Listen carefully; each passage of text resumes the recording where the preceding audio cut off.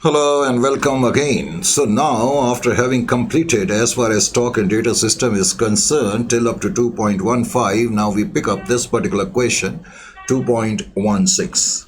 So as far as this particular question is concerned, what is given over here, let's have a look, and it's a pretty interesting question. Here it is given that Red and Company of Mumbai started a branch at Bangalore on 1/4/2021. They started a branch. Further, it is given to which goods are sent at 20% above cost.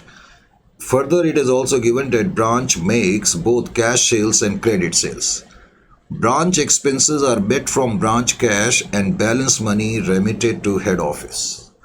So branch makes both cash sales and credit sales very clearly given in the question. Further, branch expenses are met from the branch cash. Now this is the first question where we are facing this line that branch expenses are met from branch cash. So whenever in the question you will be given ever that branch is meeting the expenses out of its own cash, in that particular case we shall have to prepare branch cash account also, and how we are going to prepare I will let you know. So branch expenses are met from the branch cash and balance money is remitted to the head office. So after meeting our what we call expenses, whatever is left in the branch cash, that money is remitted to the what we call head office. The branch does not maintain double entry books of account, and necessary accounts relating to branch are maintained by the head office. Following further details are given for the year ended 31st/3/2022. First of all, in this particular question, you are being given cost of the goods sent. Cost of the goods sent. The very first line is very important. Cost of the goods sent. Now, in this particular question, pay attention. Later on, when I am going to compute the rate, I will write here cost price plus margin. Cost price plus margin will be equal to invoice price. Will be equal to invoice price. Is it clear to you? Because rate is given 20% above cost, that means rate is on cost, above cost or on cost, one and same thing. So margin will be 20 and invoice price will be equal to 120. So 20 by 120 or 1 by 6 will be your rate of loading on invoice price. Is it clear to you? And 20 by 100 or 1 by 5 will be your rate of loading on cost. Is it clear to you or not? Very first line, it is given that cost of the goods sent to branch. And now in this particular question, it is given that head office has sent. It is given in the question that head office has sent some goods to branch. And it is given that cost of the goods. This is cost of goods sent to branch account. Cost of goods sent to branch account is given to you, and cost of goods sent to branch is given to you as 1 lakh. So you will be writing here 1 lakh, number 1. And because it is given at cost, I will have to apply the rate of loading on cost to convert it into invoice price. So if I will add 1/5, I will get 1,20,000 as the what we call invoice price of the goods sent. So now we may say that head office has sent goods at an invoice price of 1,20,000 to the branch. So this is the invoice price of goods sent to branch account. So head office, we may say now, that has sent 1,20,000 worth of goods to branch. But here it is given that goods received by the branch till the end of the current year 31st/3/2020 at invoice price 1,08,000. We have sent, head office has sent goods at an invoice price of 1,20,000, but it is given in the question that branch office has received only 1,08,000 worth of goods at invoice price. Whereas goods sent at invoice price is 1,20,000 and branch has received 1,08,000 worth of goods. Indirectly it means goods in transit is equal to 12,000. Indirectly it means goods in transit is equal to 12,000. Is it clear to you or not? Now further in this particular question, we are being given credit sales and closing data and daters. Closing daters are also given. bad debts written off during the year are given. And in this question, it is given that cash remitted to head office is 86,000. Cash remitted to head office. Remember one thing, in this particular question, I have already told you I will have to prepare branch cash account also. And why we are preparing branch cash account? Because in this particular question, it is clearly given that expenses of the branch are met by the branch out of what we call branch cash. So that is why we need to prepare branch cash account. And it was also stated that after meeting the expenses, branch is sending the amount or remitting the amount to the head office. So branch has remitted 86,000 rupees to the head office. Branch has remitted. So when branch is going to remit the amount, of course the branch cash will reduce. So that is why on the credit side of the branch cash account, I will write this amount 86,000 later on. Then closing cash at branch is given, so this will become closing balance of the cash account. And further, in this particular question, to confuse you, it is written cash remitted by head office to branch during the year. So during the year, head office has also sent some cash to the branch. You are going to write it on the debit side. Then closing stock in hand at invoice price is given to you, and expenses at branch 24,000 is also given to you. It's a pretty tricky question, and let me also tell you, last year when you got the question, it was absolutely on similar line. Question was absolutely same, only thing that figures were different, otherwise items were almost similar. So how to do this particular question? Obviously I will have to do this question for you. I have already talked about the main points of this particular question. So now, in order to make you understand better, we will prepare branch stock account as usual. This is our branch stock account. Branch stock account. After having prepared the branch stock account, then this is our branch stock account, correct? After the branch stock account, we will prepare branch adjustment account also. This is our branch adjustment account. Branch adjustment account. Branch adjustment account. Obviously, we may have to prepare branch P&L account also, so I will prepare branch P&L account. And of course, in this particular question, as I told you, we need to prepare branch debtors account and branch P&L, branch cash account also. Branch debtors we will prepare, and we will also prepare branch cash account. Branch cash account. This is branch cash account. So many accounts in this particular question. And most importantly, why we are preparing branch cash account in this particular question, that should be absolutely clear, because so often I have seen actually student make a query why we have prepared actually branch cash account in this particular case. I told you the reason, because in this particular case it was stated that branch is meeting its own expenses out of its branch cash. So that is the reason actually we need to prepare branch cash account. So first thing in this particular question number is 2.16. In this particular question, cost of the goods sent is given. I have already told you. And because they have started a branch, no question of opening stock. Now I will write here goods sent to branch account. Now goods sent to branch account I have already computed, but still I will recompute it. 1 lakh was the cost price. This is cost of the goods. And then we are supposed to apply here rate of profit on cost, which is 1/5. So 20,000 I will add. So that means we have sent 1,20,000 worth of goods to the branch at invoice price. Obviously, we are going to write the loading on the opposite side, and on the opposite side I will write here load on goods sent to branch account. So load on goods sent to branch account I will write here, that is equal to 1,20,000. Now it is at invoice price, so I will write now invoice price rate. Obviously the amount will remain same, 20,000. Loading amount will remain same. Now in the question, next line written is goods received is equal to 1,08,000. We have sent 1,20,000 worth of goods at invoice price, but branch has received only 1,08,000 worth of goods at invoice price. So it means actually goods in transit is equal to 12,000. That is 1,20,000 minus 1,08,000. So goods in transit is equal to 12,000. Is it clear to you or not? So goods in transit is equal to 12,000. So you will also write the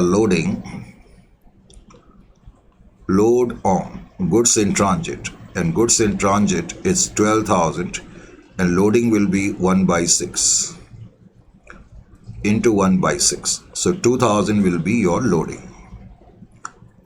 Next item which is given to us here is credit sales, which is given 1,16,000.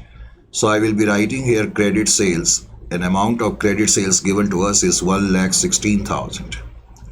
So 1,16,000 we will write here, correct? And then in the branch debtors account also, branch debtors we are preparing here. So I will write here credit sales. An amount of credit sales is 1,16,000. 1,16,000. Now the next point written here is closing debtors. Now closing debtor we know will come under branch debtors account, and closing debtors which are given to us is 41,600. So I will be writing here 41,600. Then bad debts are given to us, so we shall write here bad debts. An amount of bad debts is 400. So I will be writing here 400. And needless to add that bad debts will also appear on the debit side of P&L. So bad debts 400 you are going to put on the debit side of profit and loss account. Cash remitted to head office. This is the point which you need to understand. We are preparing in this particular case branch cash account, correct? Now branch is remitting the cash. So the availability of the cash with the branch will reduce. So in order to reduce the branch cash, I am going to write here by head office account. Now branch has given 86,000 to head office. So branch will pass an entry head office account debit to cash account. So that is why on the credit side of cash, I will write head office account 86,000 rupees. So 86,000 worth of cash we have remitted to head office. Then closing cash is also given to us. So balance carried down in the cash account is 4,000. I have already told you it's a new branch, so opening balance cannot be possible.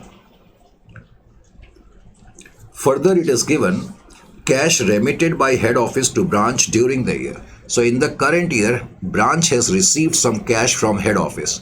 When branch is going to receive some cash from the head office, branch is going to pass the entry cash account debit to head office account, cash account debit. So cash account is getting debited and now head office is sending cash to us.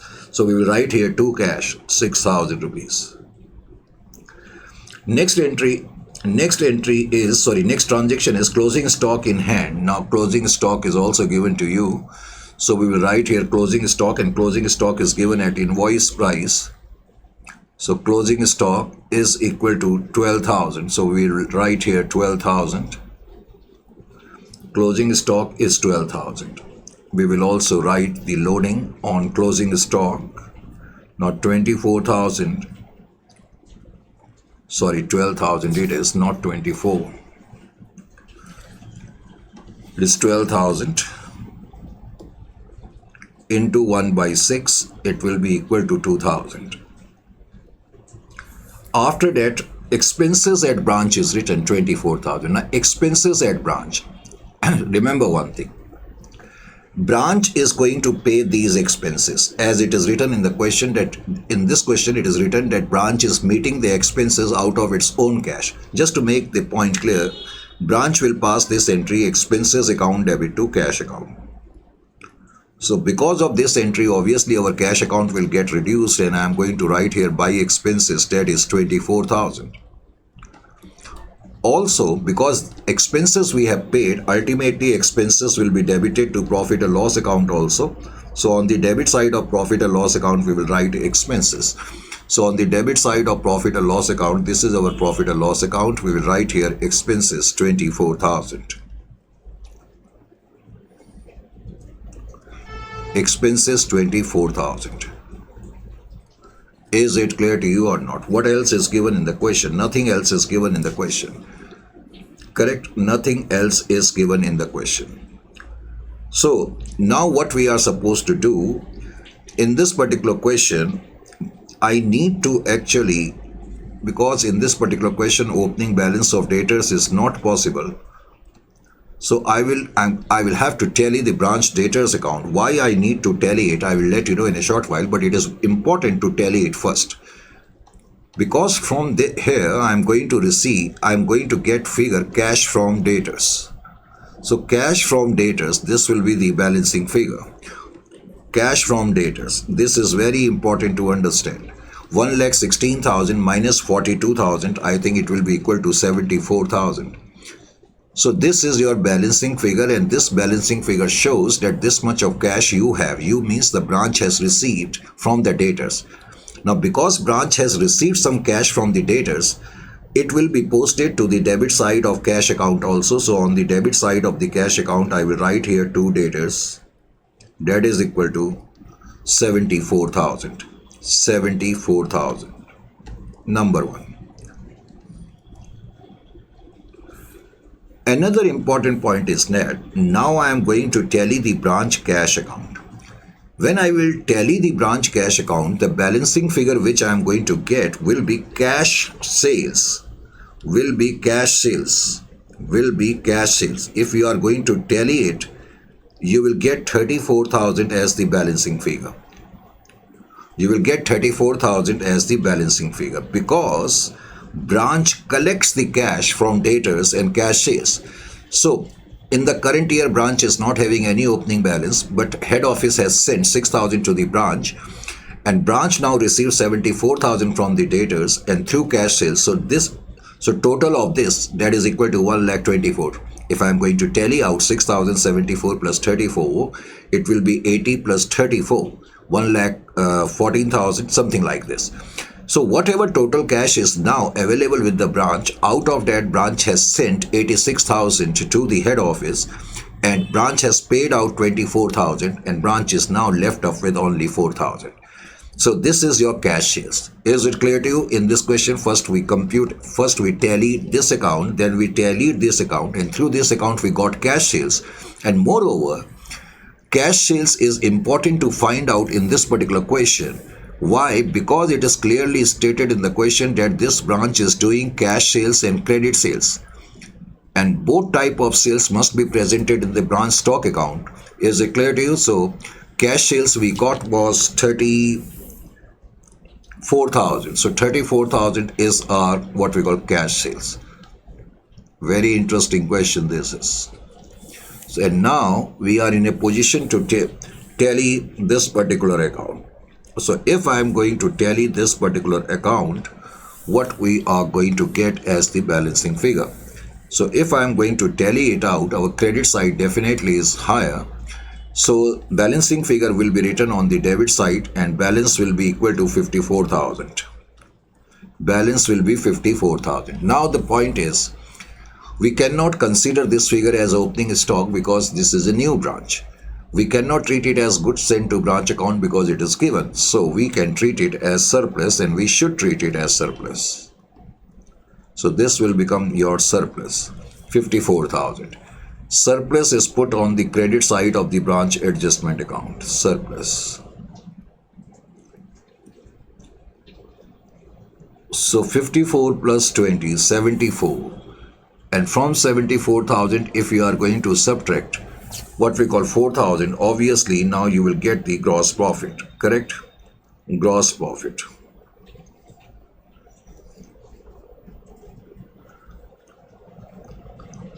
So 74,000 minus 4,000, 70,000 will be your gross profit. Is it clear to you or not? 70,000. So this is your gross profit. So I will tally this account. And finally, this gross profit will be taken to the credit side of P&L account, and I will write here gross profit 70,000.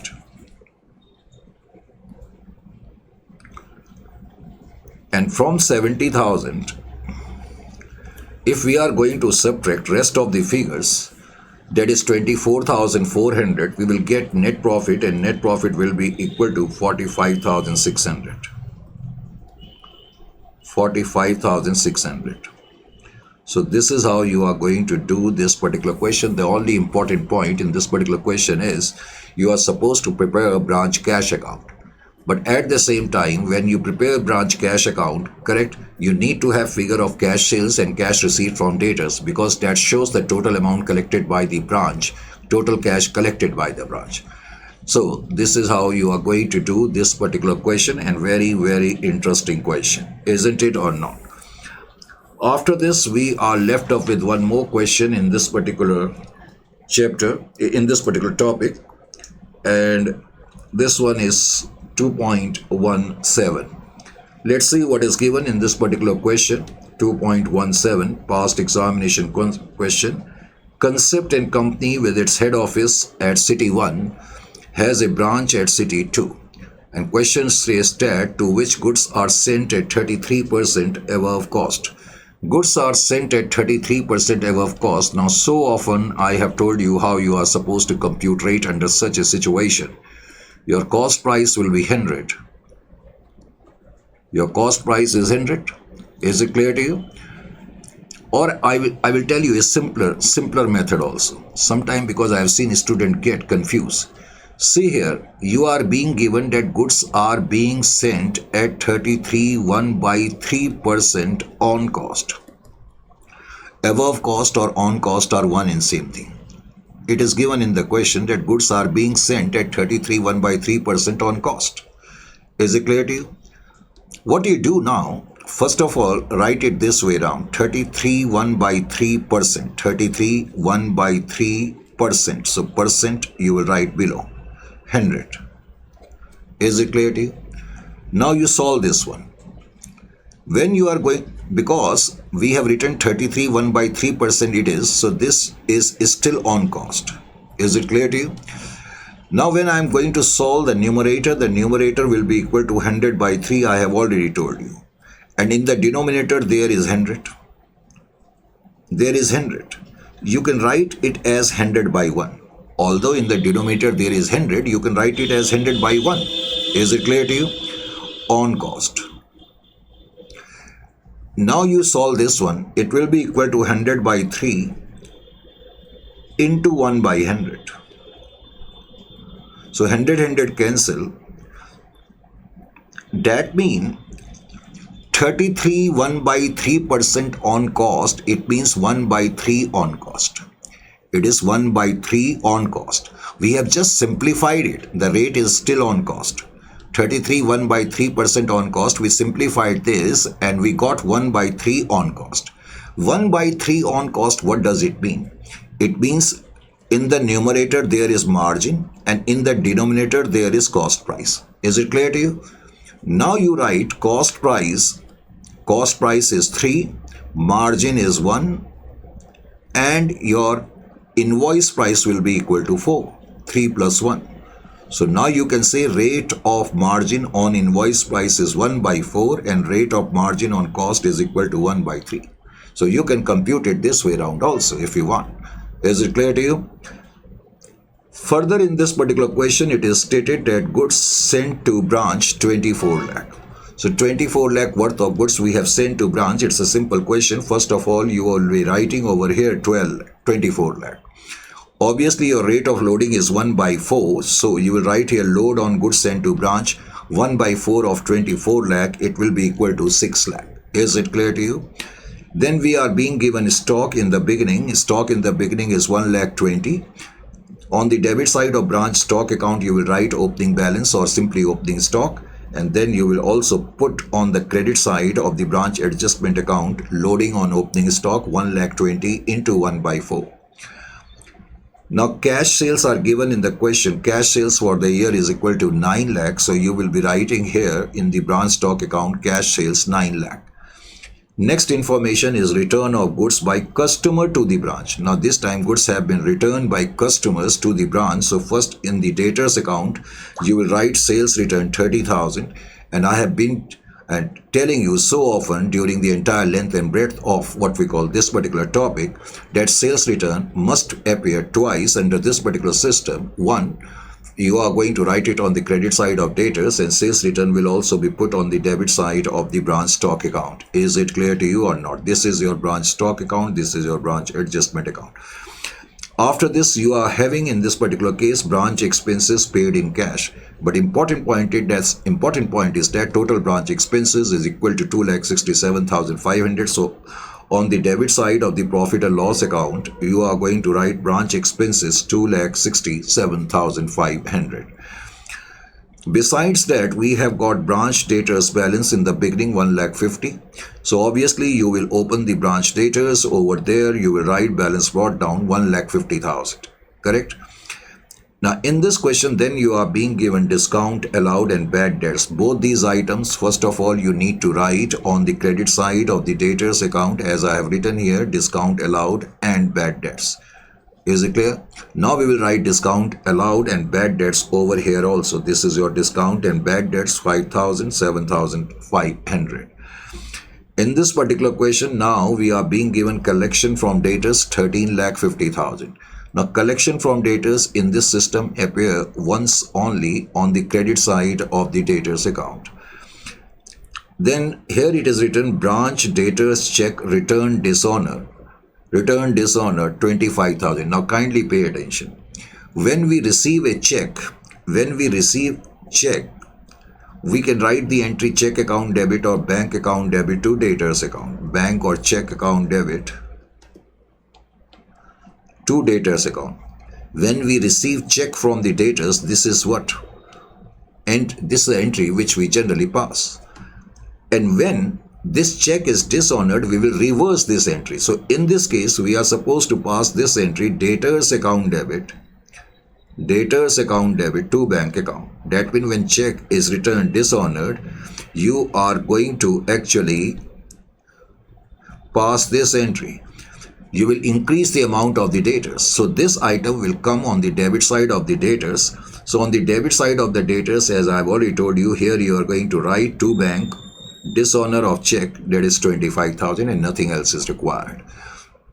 Then here it is also given stock at branch on 31st of 3/2020, 2,40,000. So 2,40,000 is what we call balance carried down of stock. So stock balance, kindly rectified. It is written 1,82,500. Actually it is 2,40,000.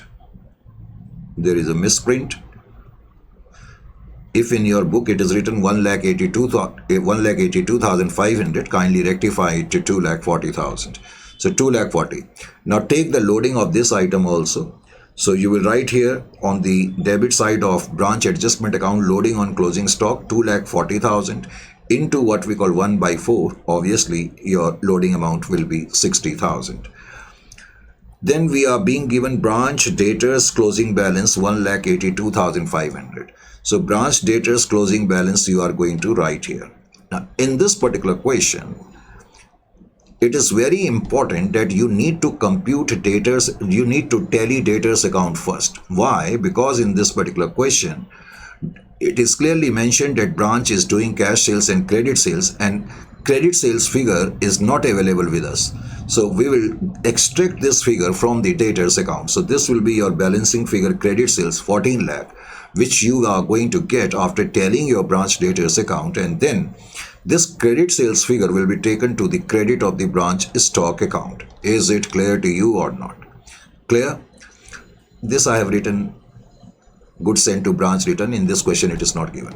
Now you are going to tally out this particular account, branch stock account. When you will tally it, you will get a balancing figure of 10,000. First preference is given to closing stock, but closing stock is given 2,40,000. So the next preference is shortage. So in this case, this will be your balancing figure, shortage, deficiency, whatever you may like to write. Now, shortage, you are going to take the loaded portion over here, 10,000 into 1/4, 2,500, and shortage at cost will also be presented over here in the P&L account. Then you are going to tally out your branch adjustment account. 30,000 plus 6 lakh minus 60 minus 2,500, you will get gross profit of 5,67,500. Obviously this gross profit will be written over here, 5,67,500, and then you will subtract all these items to get finally your net profit. Is it clear to you or not? So this is how in this particular question you will have to move. So this is what we are supposed to do as far as stock and data system is concerned. So under this particular topic, we have covered nearly 17 questions. Is it clear to you or not? So in the next one, when we will be meeting you over there, we are going to pick up a pretty high level topic, that is list price, catalog price. So what exactly this list price, catalog price is, and what we are supposed to do under this, and how the accounting pattern will unfold. We will try to seek answers to all these questions, but in the upcoming session. So till then, you will have to wait, and till then, it's time to say goodbye.